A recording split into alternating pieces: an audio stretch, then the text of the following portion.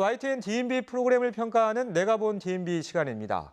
차분한 해설과 편안한 뉴스로 매일 저녁 시청자와 만나는 변상욱의 뉴스가 있는 저녁을 주제로 5월 YTN DMB 시청자위원회가 열렸는데요. 어떤 의견이 오갔는지 함께 보시죠. 제가 이 뉴스를 라이브로 본 날은 그 스승의 날이었어요.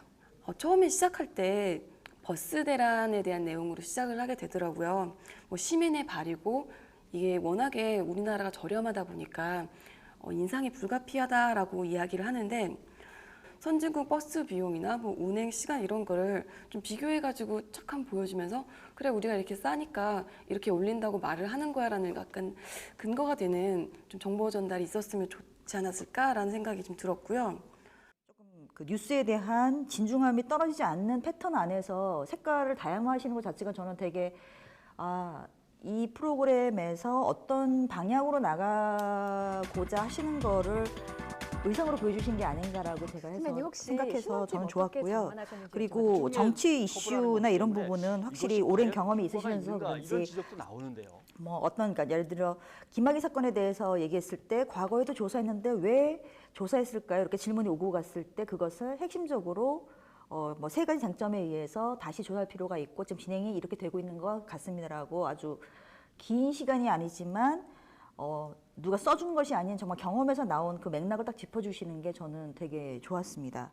여기 중간중간 들어오는 기자의 보도는 기존 YTN 뉴스에서 되는 그 화면이신 거죠. 그래서 그러다 보니까 이제 앵커 두 분은 되게 편안하게 이렇게 잔잔하게 하시는 반면에 이 기자 보도 내용은 좀 이렇게 분위기가 강한 편이잖아요. 그러다 보니까 조금 상반되더라고요. 그러니까 그게 약간 알게 모르게 시청자한테는 좀 긴장감이 되는 것 같아서 그 영상을 활용을 하되 앵커분 변상욱 앵커님께서 그걸 좀 차근차근 설명을 하시면 정말 좀 편안하게 더 이해가 될 것 같은데 일단 앵커가 노타이 차림 그리고 그래서 편한 복장 그리고 이제 뉴스 포맷도 이제 기존의 그 뉴스들과는 달리 이제 좀 새로운 그 시도를 하시는 것 같아요. 그래서 느낌이 이제 상당히 신선했습니다.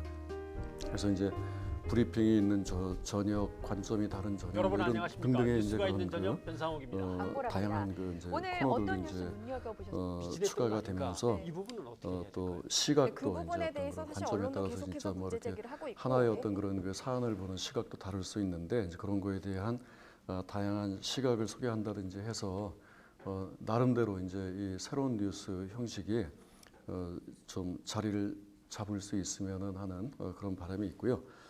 전체적인 느낌이 아주 친절하고 또 좀 색다르고 세련되다고 생각을 했습니다. 의상도 이미 말씀을 하셨는데 저도 동감을 하고요. 그 외에도 자막 디자인이 또 다른 뉴스들과는 다르게 저는 아주 예쁘다고 생각을 했습니다. 그리고 해설도 굉장히 좀 친절하게 또 자세하게 또 편안하게 해주는 느낌이었는데요. 뉴스를 좀 듣다가 좀 전문 용어 같은 것이 나왔을 때 저 용어가 뭐지라고 생각했던 시점에 좀 정확하게 그런 내용들을 해설해줘서 아주 듣기가 편했고요.